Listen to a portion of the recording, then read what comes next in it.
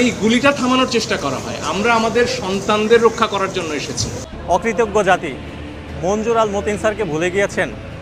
ছাত্র আন্দোলন যখন হচ্ছিল, ছাত্ররা যখন রাজপথে, তখন ছাত্র ছাড়া সবার আগে যেই মানুষটা ছাত্রদের পাশে দাঁড়িয়েছিল সেটা হচ্ছে এই মতিন স্যার। উনি বলেছিল প্রয়োজনে মুড়ি বিক্রি করে খাবো, তাও অসৎ উপায়ে কিছু করব না। ছাত্রদের উপর যখন গুলি করা হচ্ছিল, কোর্টে গিয়ে সবার আগে উনি পিটিশন দাঁড় করিয়েছিল যেন ছাত্রদের উপর গুলি না করা হয়। তারপর ওনার দেখা দেখি সুপ্রিম কোর্ট, জজ কোর্টের যত লয়ার আছে সবাই ছাত্রদের পাশে দাঁড়িয়েছিল। ছাত্রদেরকে যখন পুলিশ ধরতে গিয়েছিল সবার আগে উনি বুক পেতে দিয়েছিল। তারপর ওনার দেখা দেখি শিক্ষক সমাজ, আমজনতা, সাধারণ মানুষ সবাই ছাত্রদের পাশে দাঁড়িয়েছিল। এই মানুষটা জয়ের মূল নায়ক আমার কাছে। অথচ কালকে শপথ গ্রহণ করা হয়েছে, 400-500 মানুষকে ইনভাইট করা হয়েছে, সমন্বয়কারী 6 জন ভাই, সম্মানিত মানুষ।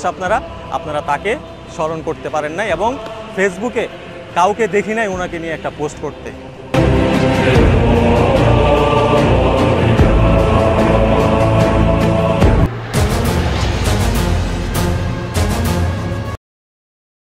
এদিকে বাংলাদেশ ঘিরে কোটা আন্দোলন নিয়ে এই মঞ্জুর আল মতিনের কতটুকু অবদান রয়েছে সেটা বাংলাদেশের জনগণ জানেন, তার বিষয়ে নতুন করে বলার কিছু নেই।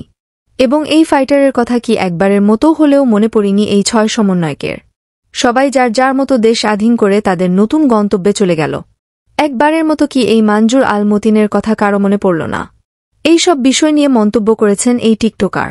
তো প্রিয় ভিউয়ার্স, এই মঞ্জুর আল মতিনকে নিয়ে আপনার কিছু বলার থাকলে আমাদের কমেন্ট করতে ভুলবেন না।